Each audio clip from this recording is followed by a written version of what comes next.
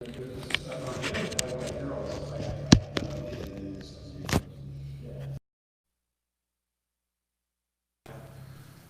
was taken off of Twitter Oh, really? because of my conservative stuff. That's actually pretty funny. All right. Say hello to everybody on Facebook. Hello, everybody. Hello, we're online. Hi, everybody. All right. Praise the Lord. God is good. Wait, do I need to be closer? You can get a little closer so this one picks up better. So, and you can move this even to your side like that. So that works. So, Well, we want to make sure we get you good audio on you. All right. yeah. Normally there's two of us here, so our table's not so small. Last week we had Teresa. Yeah, last week we had my wife, so. All right. Okay. Yeah, yes, we accept Starbucks. So my wife's a Starbucks fan, I guess. All right. Hallelujah. All right. So, Bill, we're going to be recording. We're on Facebook Live right now, and we just want to wish everybody blessings. So, hey, good morning, and you're listening to Looking for the Evidence, and I'm Gordon Walsh. I'm Dan Keller. And our guest today is retired Colonel Gregory Allen. How y'all doing? So before I introduce him, he's running for Lieutenant Governor. Yes, And writing candidate. as a write-in candidate, so we want to introduce. Now, I've known Greg since about '95. We're in 95, yes, first sir. group together, and he was in Charlie Company, and I was in Bravo Company. Yes, sir. And he's running as an independent, and we'll cover that in a little bit. He graduated from West Point, and he's a West Point grad.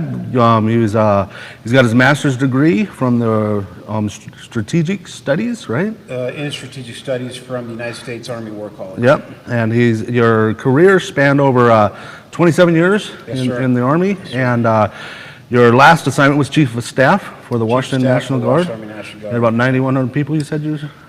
So the National Guard itself, we had about 6,200 soldiers. The Air Guard had about another 3,000 soldiers, and during that time frame, I also served as the Director of Joint Operations, Yep. overseeing all the emergency management, our state's response Right. to like earthquakes, and so had a chance to oversee that program, and so I've actually had a chance to do a lot in my career. Well, yeah. Well, you're a brigade commander. You're a company commander in Special Forces. You were you started off in Ranger Battalion, though. I went to the Ranger Battalion, Fort Lewis, 2nd Ranger Battalion in 1991, served there for a couple years, and then decided to become a Green Beret.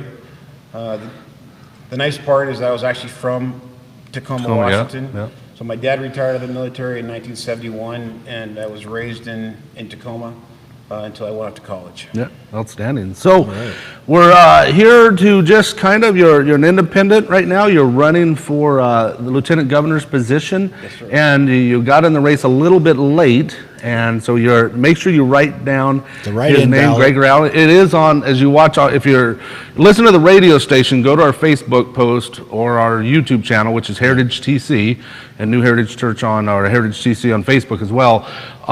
We've got his name on there. So if you're wondering how to spell his name, and if you don't correctly spell his name, maybe they won't count it, I don't know. But I guess the first question I want is, why are you running? So, my last job, or the job that I currently do, I consult. I started my own business where I consult for veteran-owned businesses, and one of the companies that I consult for, we actually built the disaster response plan for a rather large tech company in Redmond, and that grew from just building the disaster response plan for them to actually providing emergency supplies in support of COVID around the country and overseas. And while that was going on, last month, back in June, the riots happened up in Seattle. Right. And it got to the point to where watching the riots, the looting, and I totally support peaceful protest, but just watching the rioting and the looting and Destruction. the destruction, the criminal activity. I have a lot of friends that work for Seattle PD, and when I heard a senior elected official say that he had no idea what was going on, and a couple days later came out and said that, well, this is Seattle's problem, not mine. I mean, for me, I was just truly disappointed, and I believe in leadership, And at that point, I realized that we have a serious void in this state The for leadership. And again, I grew up on leadership, whether it was as a lieutenant or a captain, going through the ranks to make major, lieutenant colonel. I was actually told a long time ago from a grumpy old sergeant. He looked at me and he said, "Hey, sir, whether you like it or not, you've been sentenced to a life term of leadership." I really didn't understand what that meant at the time. Yeah. But as I ended up making rank, and the more responsibilities in terms of commanding soldiers, and not just in sheer numbers, but taking soldiers to war, both men and women, you take that for granted until you've actually been in that position, and you realize that this is really all about leadership. Yeah. And after I retired, even though I was helping veterans in transition and also veteran-owned companies, it wasn't until the riots happened where I just realized that, you know what, that grumpy old sergeant was right. My talent, I believe, is leadership. And I decided that, I've been sitting on the sidelines for too long, and even though I missed the deadline to register, I'm going to say, hey, you know what, I've had enough of what's happening in this state, what's happening in this country, and I truly feel that I want to put my leadership skills back to work, which is why I decided to run at the last minute. So because of that, I'm not on the ballot. Yeah. I'm not in the pamphlet, but I'm relying on good people like yourselves. Yeah. my Social base, media. Social media, yes, sir, to spread the word about my name and what I stand for. Yep. And if we can get you past this point, then you'll be on the ballot, Yes, sir. Yes, So, sir. If I get past August 4th as one of the top 2 candidates, and yes, sir, I'll actually be in the pamphlet Yeah. and on the ballot. So, That'd be great. yeah. Yes, sir. I have a whole slew of questions, but I don't want to take up all of your time, so you can ask the next question. I asked the first one. Oh, tell us your, besides the military, what other background, you're married, have children? So I'm married. My wife, we've been married now for 20 years. My wife Heidi, she's also from Washington. She's from Renton. Like I said, we've been married for 20 years. We have 2 children. One's going to be a senior in high school. The other one is going to be a sophomore in college. Unfortunately, she's already heard from her college that their college has been shut down in the fall, and that they'll only be doing online classes. So looks like I'll have my oldest living with me for the next 6 months. Yeah. So she thought she'd be out of the house. She's back Yeah. home. Yeah. So one of the things I have for me in the sense of concerns and just, I see a disparity, some of the examples is like the pot houses, right? I mean, they've never closed down, right? And I'm talking about COVID-19, which that to me, I didn't see how that was essential, but really where I've really finally because we did our best as a church to, follow all the rules and everything, and I just really got fed up with the disparity in the sense of how the governor says this is okay and this isn't. And finally, when I seen that he opened up the casinos, the reason, it was just like a couple days before the casinos were open, he said the reason the churches are closed is because we set him here for an extended period of time, hour and a half. He talked about the worship leader spewing, literally spitting, disease out from his mouth as he sang. So, all these things, that's why we can't have churches. But then shortly after that, he opens up the casinos. And the casinos, unless you're a horrible gambler, you're in there for an extended period of time, hour, 2 hours. And I talked to my sister-in-law that went to the casino, and she says they don't even wipe them down. They just go from loser to loser. So how would you handle this situation, or what are your thoughts on this? I mean, it's kind of an open-ended question. Answer it the way you want, but I don't see it ran well. So again, I think every problem that we have, every challenge that we have, I think it can be solved with leadership, which is, again, my platform. It's all about leadership. Leadership we need, and right now I'm not seeing it. And COVID is a great example. And being that I'm part of it, supplying emergency supplies, I see the needs of the people, organizations that need it. But the way that I would actually work because the way I look at solving any type of solution is it's pretty hard to come up with a solution by yourself. The way I would work this is I would bring the experts to the table, other than just the emergency management division, but I would bring the private sector, I would bring pastors, I would bring private businesses, I'd bring the medical community, I would bring political, politicians, first responders, and I'd put us all in a room.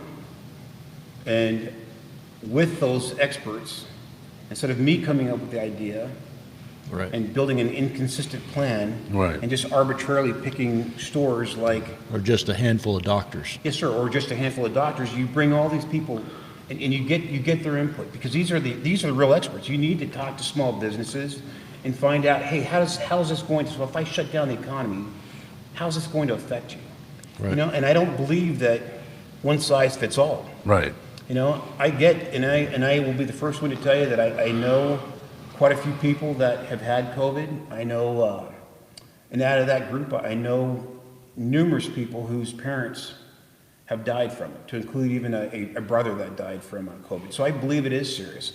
But at the same time, I think there's ways that instead of having to shut down the entire economy, if it affects us in Tacoma, do I necessarily need to shut down everything in Kettle Falls, Washington?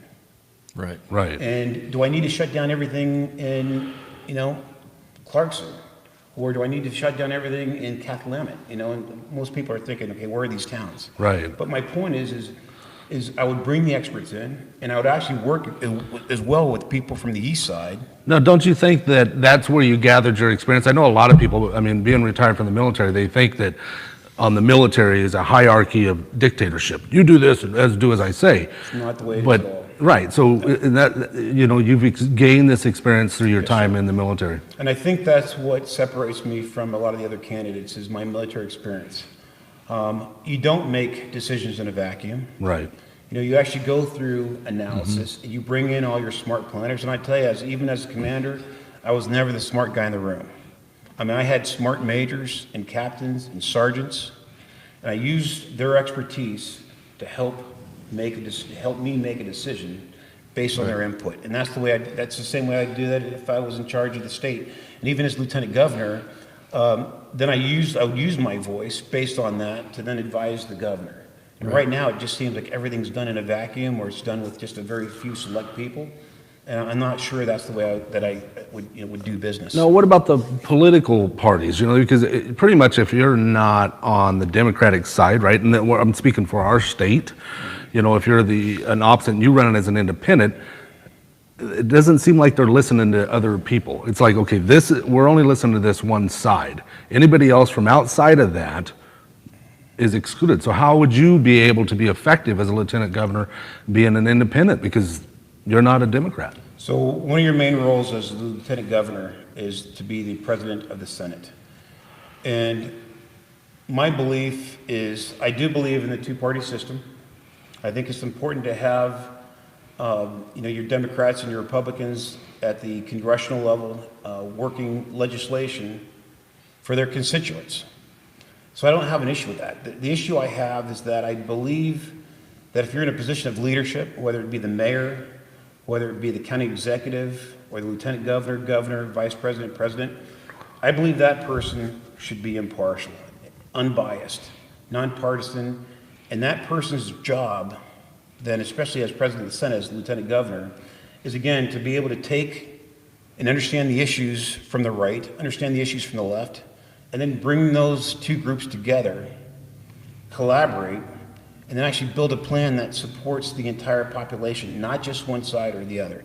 And right now, it just seems like we're so polarized that one side is always going to be on the side that doesn't get their way. Right. And so I believe that you need someone that's strong enough in there that can actually make decisions and bring people together, as opposed to there's enough division in our country right now. Right. And we need someone that can bring both sides of the table together. And I can tell you as a biracial kid, and I don't necessarily like to talk about race, but I will mention that my mom is German, she's white, and my dad's black. And it was never like I felt more, like I had a bias towards my mother, or I loved my Right. father more because of race. It didn't matter. I grew up truly impartial.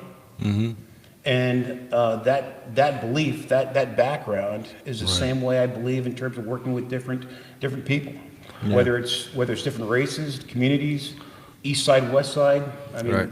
I will say that my wife is a Wazoo grad, so I probably have more ties to Wazoo than to UW.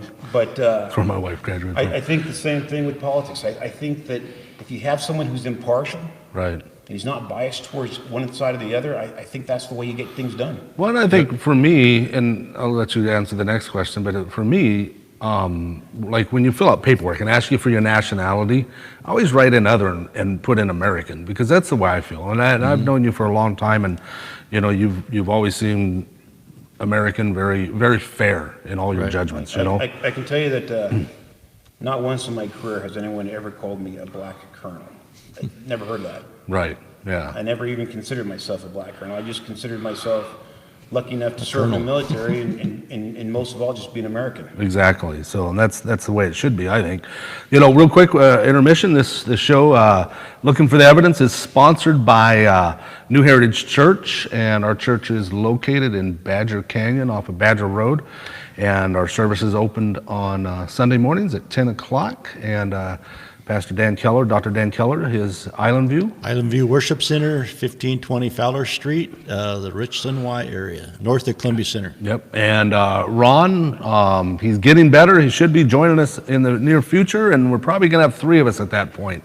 So we'll see how it goes, and we'll figure that out. It's not too bad. Yeah. We got it coordinated here. We got some sound dampeners coming, so the radio station's been closed down, and so we've been recording here since then, since right. COVID. So I'll let you have the next question. Yeah, my question would be, which is on the hearts of a lot of people in our state, is the concern over the destruction of our law enforcement and trying to do away with defund, decapitate. We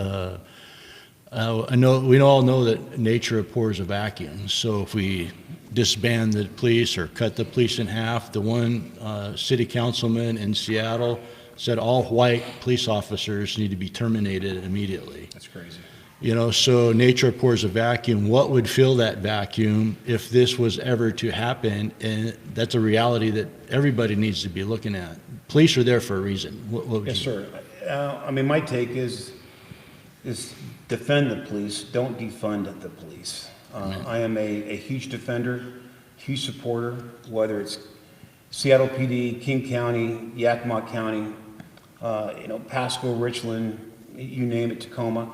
I was very fortunate to serve with a lot of military personnel who went on to become law enforcement. So I back law enforcement 110%.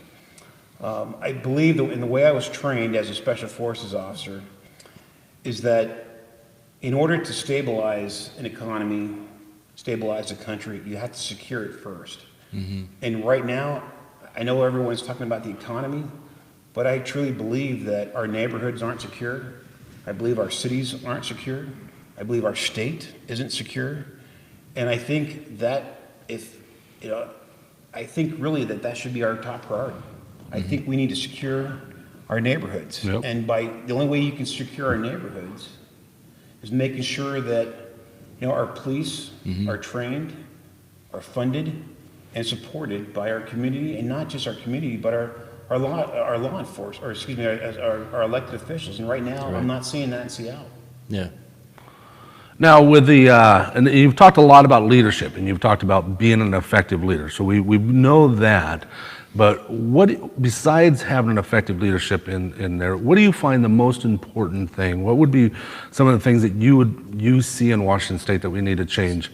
So again, the first thing that I would do is, again, it's all about security. I would make sure that our citizens feel safe. And right now, I don't think they do.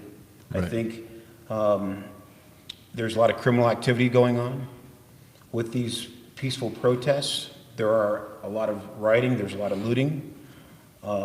Destruction of businesses. Totally. Yeah. I mean, to me, it's a disgrace. And again, I don't see any elected officials standing up and saying, hey, this is wrong. As far as I'm concerned, it is wrong. Yeah. Again, I have no problem with anyone exercising the First Amendment rights of peaceful assembly. Yeah. But you cannot tell me that these are peaceful assemblies when you're destroying. Well, when they lay down, pallets of bricks on the corner before they show up, it's actually crazy. Really what Giuliani said, the peaceful protests are constitutional, but the moment you throw that brick, Yeah. you're a criminal. Yes, Yep. sir, totally. Yeah. That's was like we're excusing criminality, and so what happens? It just continues to escalate. Yes, sir. And so I think we need, we need to be secure, and it's more than just criminal activity. It's also, if you're going to your downtown business, or if you're a tourist, or you want to go into Seattle, you want to go into Tacoma, I'm not sure I agree with right now our elected politicians who say they feel compassionate about the homeless. Because I don't see any compassion in allowing someone to live Yeah. in a tent along the freeway. Right. I mean, talk about being unsafe. Yeah. And unsecure. Yeah. I mean, when you can't And walk- unsafe for everybody. Totally. If you can't walk to your business because you have someone that's potentially doing drugs in front of you, Right, yeah. or they're sleeping, they're eating, they're doing other things in front of your business. It's pretty hard to get to your business when you don't feel safe going to your business. Yeah, my son, and Portland's very similar, and him and his wife moved to Portland for a job, Sure. and he would run to work, which is about 3 miles every morning, and on the way there, he'd have to avoid feces, syringes, and they finally got tired of it and left. They were like, we're out of here. I'd like to share real quick, those that are watching, to go onto YouTube and listening, go onto YouTube and watch the video that was done a year or two ago, Seattle is Dying. Oh, yeah. That's great. Yeah. And that will give you what the underbelly of this whole thing started years, Yeah. years ago with politicians allowing this stuff, and where criminals, drug dealers can have under 3 ounces. So they don't go out in the street and they're peddling under 3 ounces. Yeah. And Yeah, stuff, I know. and then there's no bond and all these stuff. The politicians, the political leaders Yeah. have created this Well, whole environment. one of the things when we were talking over there, it's not one of my questions, so I'm not expecting an answer. I actually have 2 more questions I really want to ask, but is the lack of experience in politics, right? You've never ran for office, you've never held an office, lack of experience. So I just think, real quick, I was vice president of MASB when I was a senior in high school. but I think that's part of the problem, though, is we don't have, our politicians are no longer working for us. They're working for their political party and their own personal agendas, and I think their experience is not worthy. I think someone like you have much more experience in helping people than anything.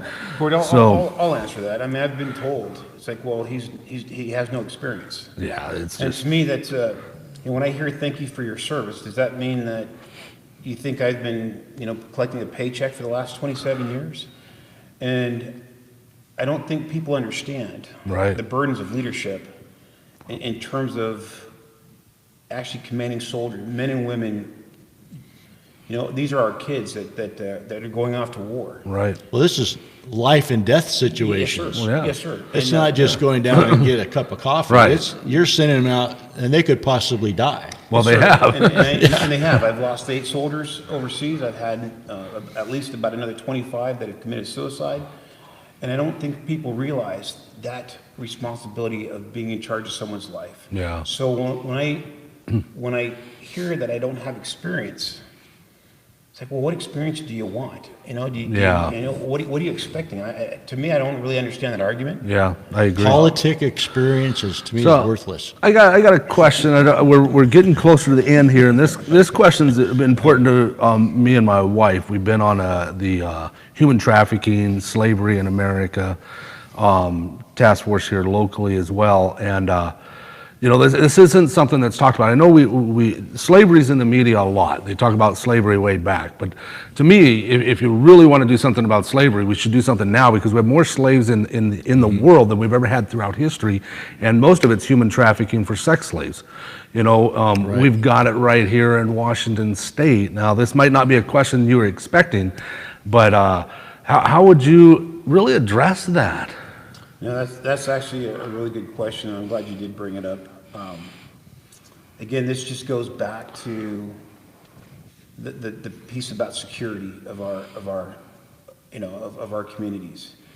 If we don't feel that our kids, our sons and daughters can go to school without being kidnapped or without being lured into gangs Right. or being lured into the sex trafficking, there's something wrong with that picture. I mean, and I am a total supporter of the Second Amendment, but if we feel so unsafe that we have to carry a weapon everywhere we go, Right. we're not addressing the problem. And the problem is right now, we are not a secure nation. We are not a secure state. We're not a secure, our cities are not secure. So the drug trafficking and the human sex trafficking, that needs to become a focus. And again, it's all about taking care of our kids. And right now, I don't think we're doing a very good job of taking care of our citizens. I'd like to say real quick, to judge where we are today, because back when I was a kid in the Tri-Cities here, you could get on your bike and say, Mom, I'll be back at dinner time, and you go down to the river with your buddy fishing, or you just go to the park, go play ball, whatever, and you come home for dinner. You don't do that. You don't hear parents turning their kids loose and say, I'll come back home by dinner time. They don't do that anymore. How sad is that? Yes. And there's a ministry here that works with, in our community, young ladies and older ladies are being trafficked. Wow. They have 2 cell phones. Wow. One that they've been compromised somewhere. They got caught compromised, and they will be blackmailed if they won't do what they say. And so they get a call. They have to meet somebody at a certain place. That's right. And it's right in our cities. And Yeah. so it's like my daughter, I don't have a daughter, but granddaughters and stuff. It's like, man, we're really protective. So we don't have a safe culture today. No. And I tell you, the other place, that again, in terms of the silent minority, another place where there's a lot of missing young women, and no one's reaching out to them, are the tribes. They have problems with missing teenage girls. And again, no one's reaching out to the tribe saying, hey, what can we do to help you? Now, we got about a minute left to answer this question. Education in our schools. I mean, we got people that are graduating and they can't even do basic math and read pretty much, and yet they got a high school diploma. So what are your thoughts on education? So I think with education, charter schools and things like that. I think with education, I will preface this by saying that my mom is a retired public school teacher. I do feel that everyone should have the right, the choice to select where your kids want to go to school. The issue I have is if the school system is so bad, and again, this goes back to addressing the problem. Right. If we have to have charter schools, what you're telling me is that there's a problem with The schools. public schools. Yeah. So, again, I have no issue with, you want to send your child to a charter school, great. You want to send your kids to, if you can afford it, to send to a private school, that's fine. But we have to address the issue of, well, if this is the case, what is the problem with our The public public school schools. system? And that's where I think we need to address that issue. Yeah. Now, at the same time, I would say this, I think we're so focused on making sure that our kids get ready for the ACT and the SAT so they can go off to college. I will tell you, even though I went to West Point, I was not ready for college when I was 18 years old. I was still Right. immature, and maybe it would have been better for me to go into the military right after high school. Or maybe it's okay to not go to college and actually go to a trade school. Right, I mean, we're yeah. so focused on making sure that everyone goes to college, and you send your kids off to college, and next thing you know, they're coming home because they failed out, or Well, they partied too hard. We're going to have to finish up here and thinking about it, this is there's still a lot more questions, and I think even on the school thing, education, there's a lot of questions there, and I definitely, in America, we could do better. Yes, sir. And but if you make it past this first round, we'll get you back here again and do another show. Very much and appreciate that. You know, we can, and so we're going to be ending our time on the radio. We can still have Facebook open. We can still have some talking. So we want to thank you for listening. Our show airs on Sunday mornings at 7:30 and on Fridays at 2 o'clock on Fridays. It's on ACN, so in your local area, American Christian Network. Here in Tri-Cities, it's 101.3. We're pretty much all over the Eastern Washington, Eastern Oregon, Northern Idaho. And remember to write in To write in. Gregory Allen That's right. for Lieutenant Governor, Washington State. Yep. I appreciate your support. So anyways, and we can keep talking now. We're off the radio. So if you want to spend a little bit more time expanding on a few things, we've got our I know one area of Please. local schools Yep. that should probably be addressed more is who's on your school board. What's their agenda? And also, we know, like Teresa is a great teacher. There's many great teachers out there. I know a teacher who left the schools because of the heavy-handedness of pushing secular socialism and these indoctrinations and this Common Core and all these things that she left and went into other business. Yes, sir. And that's a sad state of where we are, where you have the big teachers unions pushing agendas and don't let people really teach. Well, Teresa gets emails talking about negative talk about our president and how he's horrible and don't vote for him. And this is from the union. You know, Yeah. to me, it should be, nonpartisan. It should be neutral in this, but yet they're pushing a particular agenda. I mean, her being a Christian in the schools, she has to conduct a certain way, but other groups that are not related to education don't have to. I'm trying to be very vague in that sense, but it's ran really. I actually have a meeting this week with some senior level administrators and teachers. I do know that one of the complaints that they have, or that at least I've been told by them, is that they're not necessarily they're opposed to the standardized testing, to where they have to do these tests. You end up, instead of teaching school, you're teaching for the test itself. Right.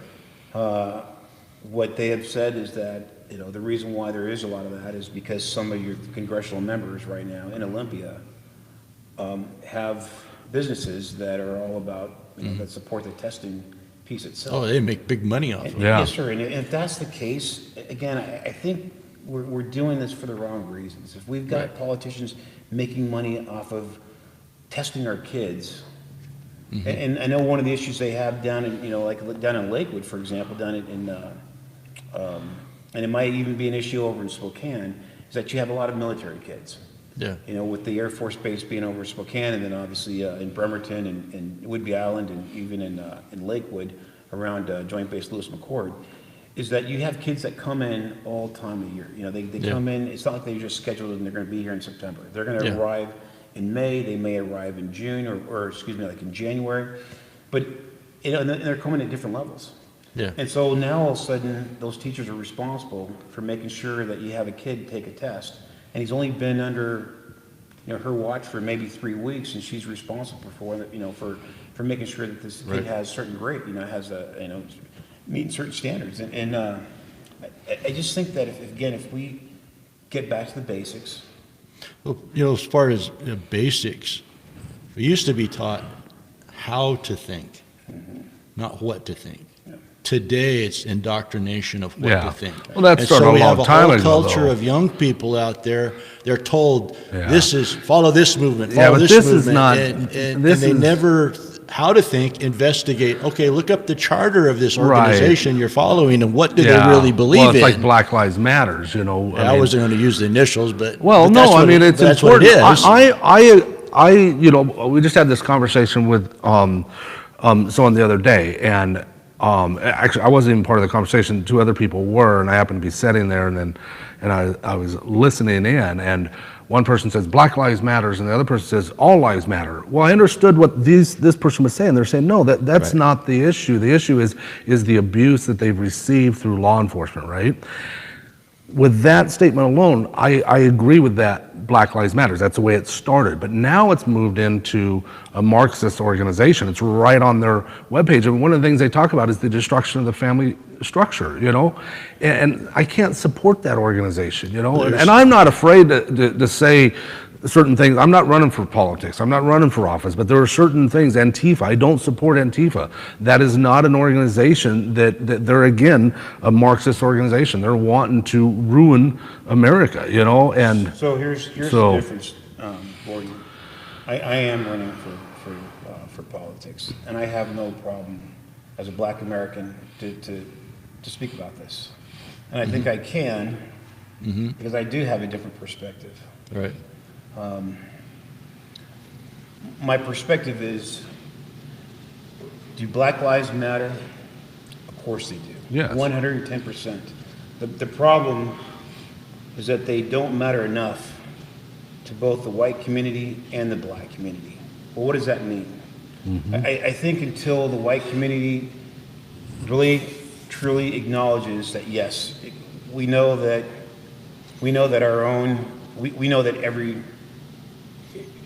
every ethnicity that there is in the United States has been discriminated against. We know that. yeah, But we also need to acknowledge that, yes, there's a difference between maybe, 50 years of the Irish coming over here and being discriminated against, as opposed to basically 400 years of discrimination with the black, with basically the black race. Now, I say that in terms of the first step is we just need to acknowledge it. So for the white community, acknowledge that, yes, discrimination has happened. yeah, exactly, Okay? yeah. We know that. Since the beginning of time. Yes, sir. But specifically, though, I'm more talking really since America has been around for the last 400 years. So besides acknowledging it, saying, yes, we know that there has been, there still is discrimination, we get it.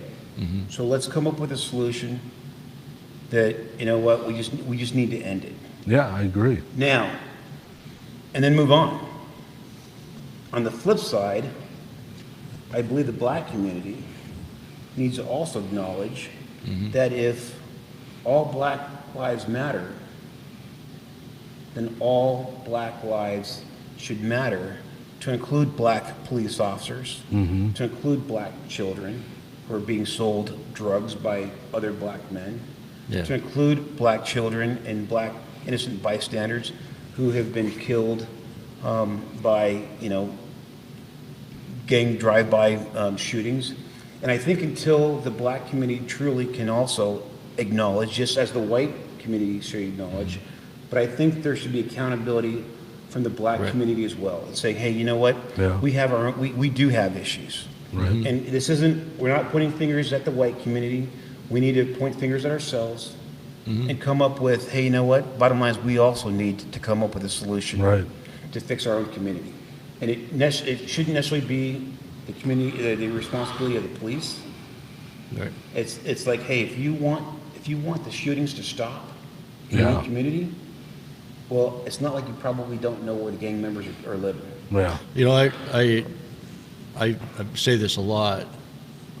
Really respect Martin Luther King, where he said a man should be judged by the content of his character, not Yeah. the color of his skin. Exactly. But it's like we're flipping back now. I'm being judged by the color of my skin because I'm a white male, shouldn't be that way at all. heterosexual, Yes, sir.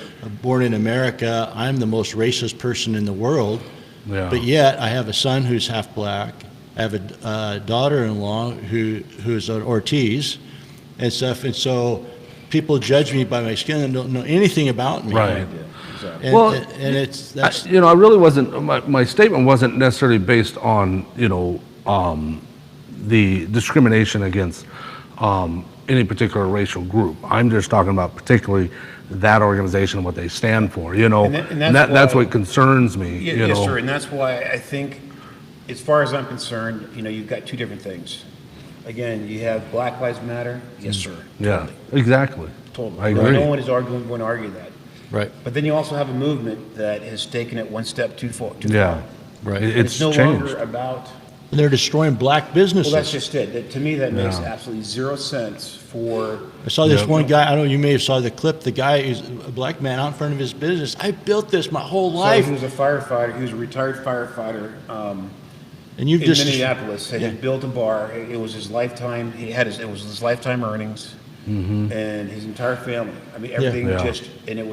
everything was up in flames. Yeah. And here's this guy, again, a black, crying out he there. was crying. And to me, that just makes zero sense. Yeah. And again, but to me, that goes back to what's the core of the problem? And the core problem is we don't have leadership. We don't Yeah. have leadership, Well, all over the place. The one thing, and I'm going to ask this question because I want people listening, because I know you, and with my experience with you and my experience being in the military, I understand exactly what you're saying. But I don't think the civilian sector, the people that haven't, and they're going to be the majority of the I voters. understand. You keep telling us it's leadership, but that's easy to throw out there. Every politician say it's leadership, but then they get there and they're not leading anything. So expand on what that actually So I means. think in terms of just the credibility itself, and we said it before, just the fact that, you know what, to be responsible for someone's life, it's really hard to really put that into words. You know, to be able to say, you know what, I'm responsible for, to making sure that your son or daughter comes home.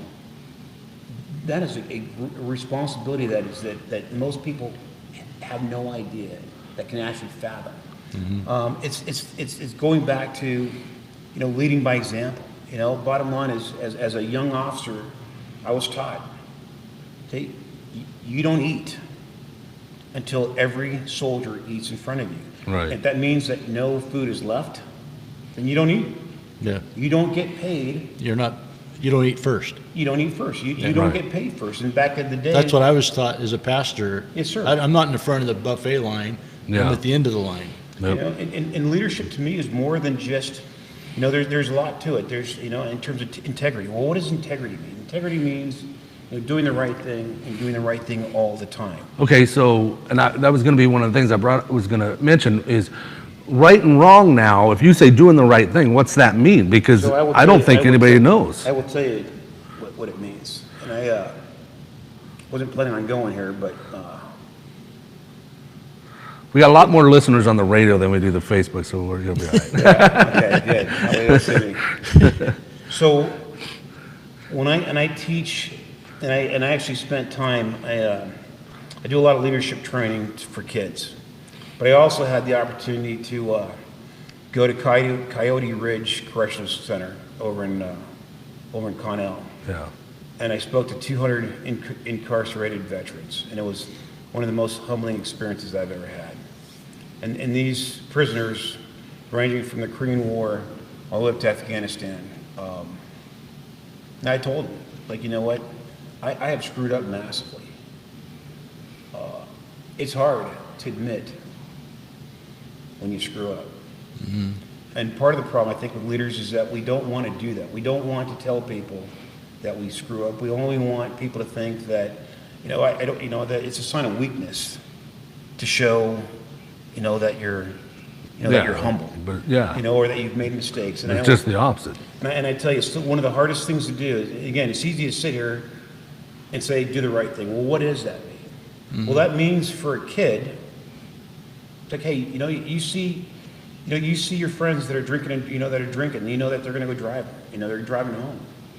It takes one decision for that kid to drink, get behind a wheel, get in a wreck, kill somebody, perhaps even kill himself, but if he kills somebody else, he's got to live with that the rest of his life. Nope. You have kids that, we're talking about, maybe bringing a gun to school, and the kids are like, they laugh, and they think, hey, the kid's crazy. And also the kid brings a gun to school, Right. and and I will tell you, the reason I bring this story up is because this is from my own experience, because it's hard sometimes to always do the right thing. I was involved in a situation on the 22nd of April, 2003, and we just got back from doing a mission, and I called to my higher headquarters and said, hey, I've got a cache of all these weapons. and I want to blow these weapons up in place. So the higher headquarters said, go ahead, you guys just make sure you do it safe. You have enough demolitions, you have everything. I said, you're Roger, we're all good to go. And while we were prepping our demo charges to blow up all these weapons, a group of Marines showed up that had no idea who they were. And they asked us what we were doing, and we told them, say, hey, we found a cache of weapons we're going to blow in place. Well, these Marines had found their own weapons. And a guy came up to me, he was a warrant officer, came up to me and said, hey, sir, do you mind if we fire these weapons? And even though I wasn't in charge of these guys, I outranked them. And I could have easily said no. Talk to your higher headquarters, get permission.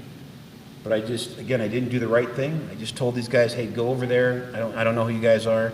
Go shoot your weapons over there. So they did.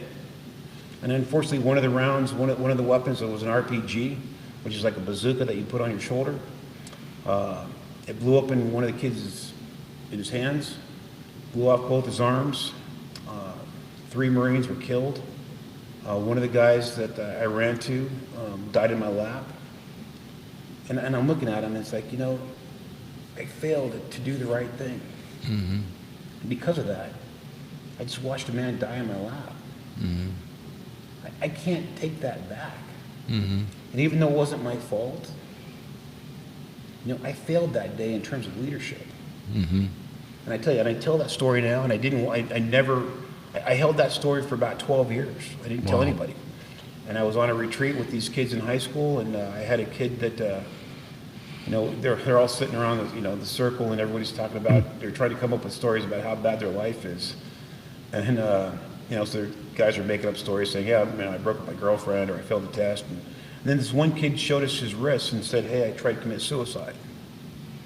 Wow. And at that point, I'm like, how bad can your life be that you wanted to commit suicide? Mm-hmm. So at that point, I said, hey, you guys need to listen to this story. So I told these kids about that story, about me not making a decision or making the wrong decision. Mm-hmm. And the wrong decision was really not making one. Yeah. And I told them, I live with that decision. You didn't know the weapon was going to... Oh, I had no idea, but again, I wasn't in charge of these guys. Right. My thought process is, hey, I don't know you guys, just go over there and do what I called to make sure that we were good to go with what we were doing. And the point is I could have easily have just told those kids, don't fire those weapons. Yeah. But I didn't. Because I didn't want to be a quote unquote snitch. You don't ever want to be that snitch. You don't want to be that person that does, the harder right. Right. You just don't want to be that guy sometimes. Well, that's leadership. And I'm telling you, and so when I talk leadership, mm-hmm. I've got more stories. Well, your leadership, you come from real leadership background. Yes, sir. And that's what I'm trying to get across. Which is different than political leadership. Correct. The people are making political decisions based on political expediency, whether it's for my benefit or the party's benefit, and not necessarily for the benefit of the people who put them in office. And that's the problem. Because at the end of the day, because that's not leadership. Well, yes, sir. And yes, sir. So that's my point with all this.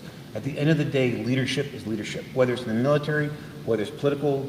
In the political arena, whether it's in the business arena, leadership is leadership. It's about taking care of your people. You're going to do what's right for the people yes, sir. that put me here. And I'm telling you that. I'm your face, and I'm making this decision on your behalf. Yes, sir. Not for me, for you. So what I hear people tell me I don't have that experience, it's like, don't tell me I don't have that experience. I know I have the experience. Yeah. I've lived it. Yeah. I've failed from it. Yeah. I've learned from it. Yeah. And if I can use the experiences that I've learned from, right, and say, hey, you know what? I truly care about all you guys. Well, I think that's as voting Republican most of the time. I tell most people I'm a biblically based constitutional conservative. There's Republicans I don't like. Yes, sir.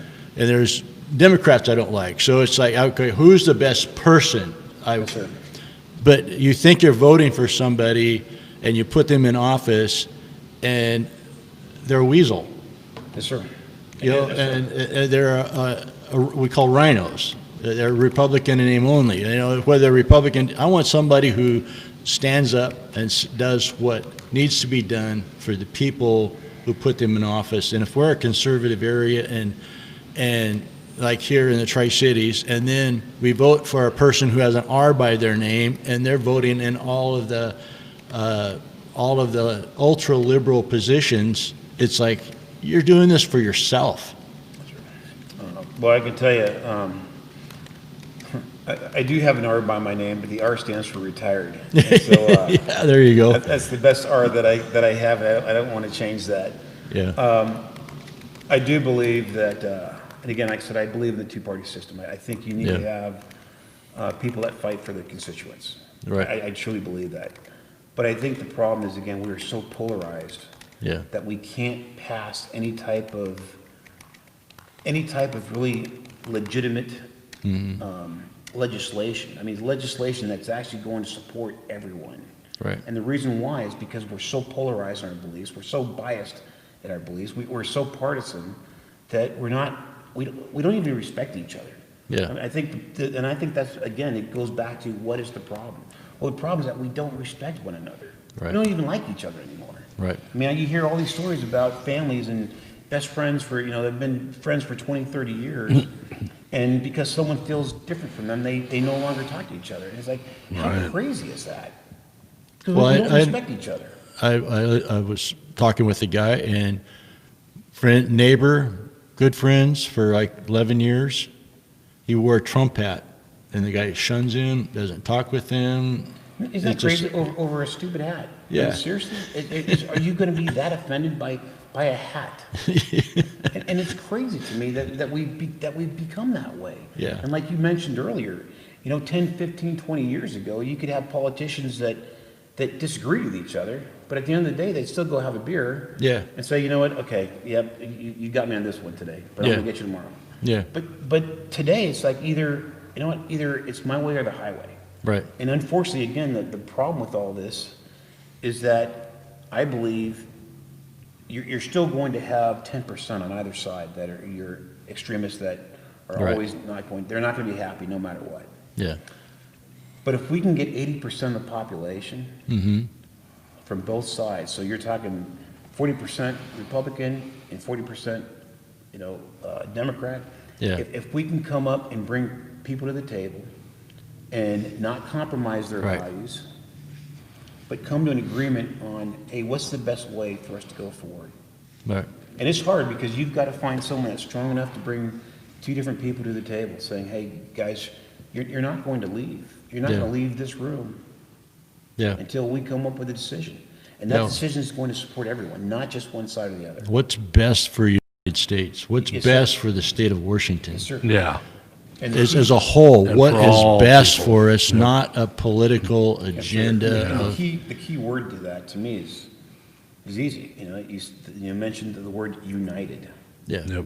And we're not that right now. Right now, instead of the United States of America, we're the divided States of America. Yes, exactly. Well, there was, I was just reading, the signers of the Declaration of Independence, they, that first draft had in their abolition of slavery, because they wanted to get rid of slavery from the beginning, because King George would not let them do that. They had been trying, petitioning him to do away with slavery. It was profitable. That's right. So, but that was in the first draft. And so, because of South Carolina and Georgia, they couldn't get them to go along with it, so they scratched that one line from the Declaration. So, in that Declaration of Independence, that means there was slave states and there was non-slave states. So they came together on an agreement, which began the process. And that process continued until we resolved the issue with the Civil War. Yes, sir. Right. But they tried to but it took process of time of working together, and eventually it was Yeah. a very bloody price we had to pay because we couldn't resolve it politically. Well, the one thing I know with Facebook, if it's more than 5 minutes, we've been almost an hour. Oh. So I do want to say goodbye on Facebook, and we bless you guys. Bye, Facebook. And it's on YouTube as well. It's on our YouTube channel, which I don't have a lot of subscribers anyway, so maybe we'll get some increases. But make sure you guys share this. It's in the post. Share it and get the word out there. And Amen. Get the write-in ballot. Gregory Allen on the ballot for Yep. Lieutenant Governor. You guys keep talking if you want. I'm gonna go shut it down over there. So. Shut her down. All right, So, I appreciate it's- it. Thank you, guys. It's really been This good is, to talk with you, get to know you, and Yes, sir. Can you tell Mr. Didier and the rest of all the people out here that, like I said, I do have an R behind my name right now, Yeah. which stands for